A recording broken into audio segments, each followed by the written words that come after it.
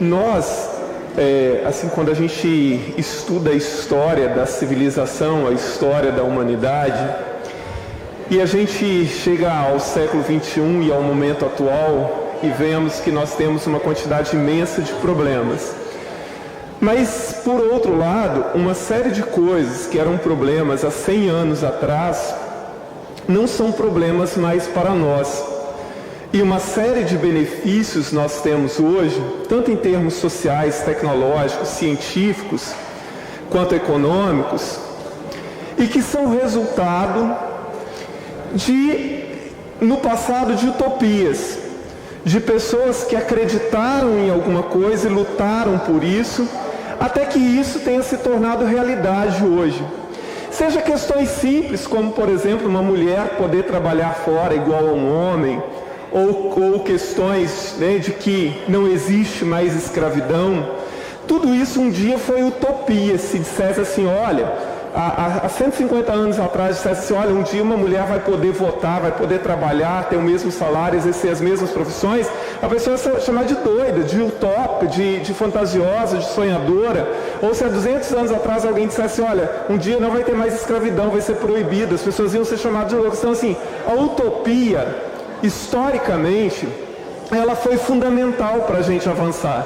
A humanidade, ela avançou sempre colocando um sonho, algo que parecia inacreditável para a maior parte das pessoas, até que aquilo fosse conquistado. E como eu disse, isso em questões sociais, em questões humanísticas, em questões econômicas, tecnológicas, enfim.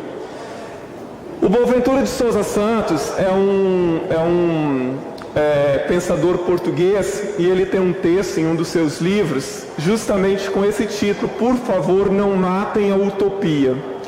Então, acreditar em determinadas coisas são fundamentais para que a gente possa avançar dentro daquilo que são coisas positivas para a sociedade. Então, existem coisas que, para mim, são valores que não são negociáveis. E não interessa se é assim que as pessoas acreditam ou se é assim que a coisa funciona, eu preciso acreditar nisso de tal forma que eu continue lutando para que um dia assim seja. Quando a gente fala da relação dos poderes e das instituições no Brasil, assim, isso ultrapassa muito aquilo que a gente pode chamar de independência e harmonia. Tanto aquilo que acontece em Brasília quanto o que acontece aqui no Espírito Santo. A ingerência de um poder no outro, o corporativismo, o patrimonialismo, o fisiologismo existente.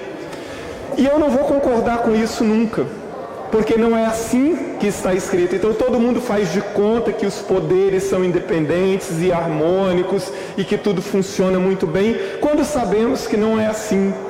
Quando sabemos, tanto lá em Brasília, principalmente entre executivo e legislativo, quanto aqui no estado do Espírito Santo, que não é assim. Há uma ingerência imensa entre uma coisa e outra. Hoje eu estava vendo uma matéria de um jornal dizendo assim: estão definidas as comissões na Assembleia Legislativa do Espírito Santo, ou a Assembleia Legislativa definiu as comissões. Será que foi a Assembleia mesmo que definiu? Porque desde que eu estou aqui, essas comissões são muito mais definidas pelo Palácio Anchieta e pela Casa Civil do que efetivamente pela Assembleia Legislativa. Então, assim, não adianta dizer, mas sempre foi assim, é assim mesmo, é o jogo político, é a governabilidade, não sei mais o quê. Não interessa, não é assim que deve ser. Independência de poderes, nada tem a ver com isso. E eu digo isso várias vezes. Os poderes no Brasil estão cada vez mais desacreditados, sobretudo o legislativo.